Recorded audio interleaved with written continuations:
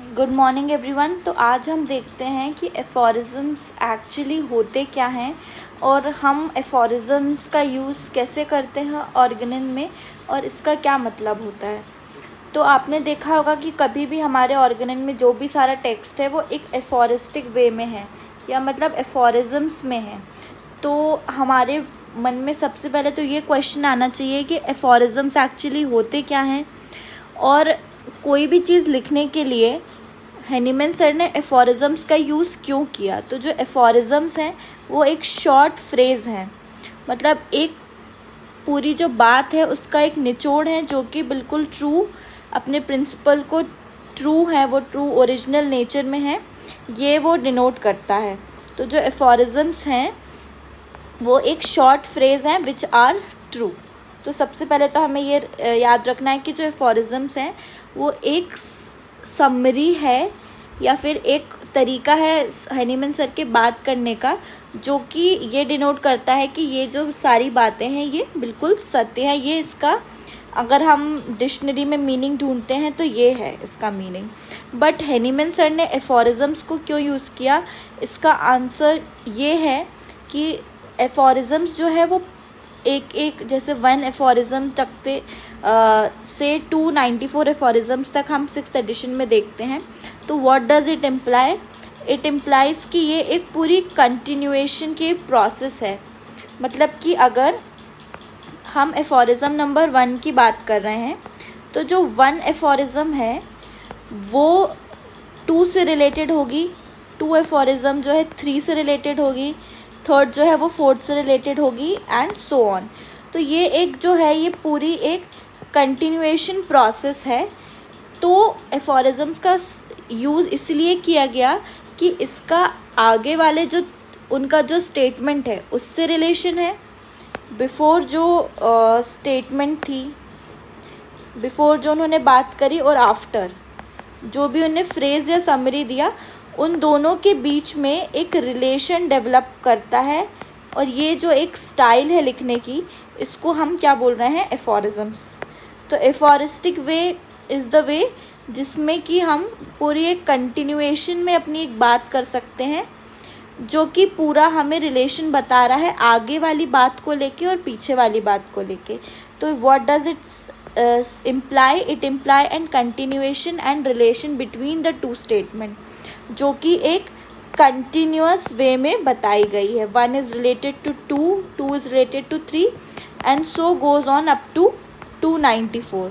आपने देखा होगा कि कोई भी एफोरिज़म जो है वो उससे जो पहले वाली एफोरिज़म है उसी से रिलेटेड, उसके बारे में उसका एक कंटिन्यूएशन, एक प्रोसेस है और आगे उसके आगे क्या आने वाला है उसका एक हिंट देते हुए ये पूरा कंटिन्यूएशन का प्रोसेस है।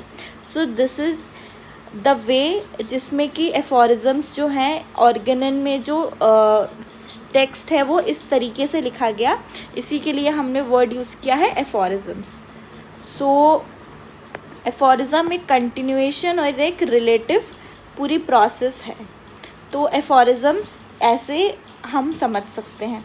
उसके बाद अगर हम देखें तो एफोरिज़म्स हम जब पढ़ते हैं तो उसके लिए हमें किस किस चीज़, अगर हम उसे बेहतर समझना चाहते हैं तो उसके लिए हम क्या क्या चीज़ का यूज़ कर सकते हैं।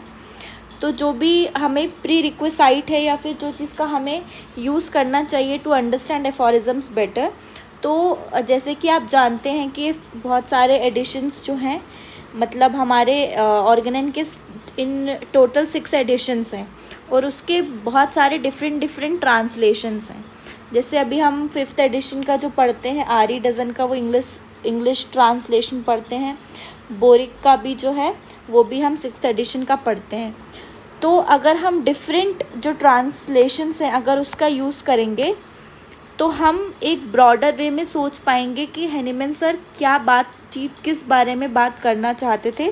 तो इससे एक तो हमारी उस एफोरिज़म को लेके एक अंडरस्टैंडिंग बहुत अच्छे से डेवलप हो जाएगी कि क्या बात कर रहे हैं हैनीमैन सर, और उसके जो वर्ड्स हैं कि क्या उनने वर्ड किस चीज़ के लिए यूज़ किया, क्योंकि ये जो अपना नॉर्मल इंग्लिश जो लैंग्वेज है उससे मतलब उसके जो स्टेटमेंट्स या जो वर्ड्स हैं, जो फ्रेजेस है, उससे थोड़ा डिफ़र करता है।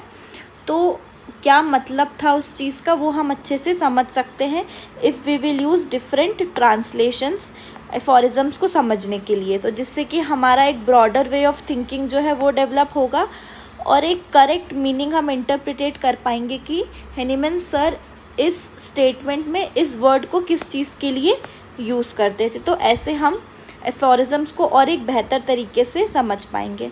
कुछ एग्जाम्पल्स मैंने लिख रखे हैं, तो अगर आपको बहुत अच्छे से समझना है कोई एफोरिज़म्स, तो आप जैसे डॉक्टर कुंजिल का एक ट्रांसलेशन आता है, ओरेली आता है एक ट्रांसलेशन, इस टाइप की ट्रांसलेशंस यूज़ कर सकते हो बिफोर रीडिंग एनी एफोरिज़म्स। तो ये 2-3 बुक आपके पास होनी चाहिए।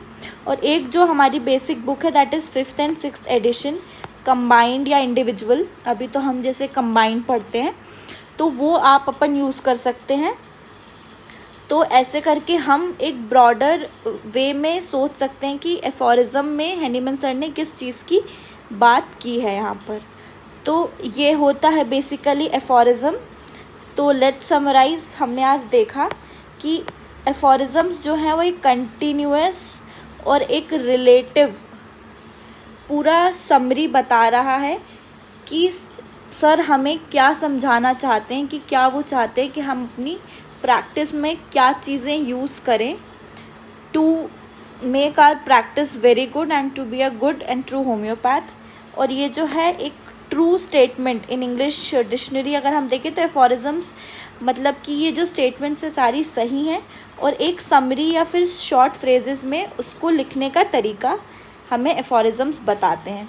उसके बाद हमने ये देखा कि हमें टू अंडरस्टैंड बेटर हम एफोरिज़म्स जो हैं कैसे पढ़ सकते हैं, उसके लिए हमें क्या क्या चीज़ों की ज़रूरत है।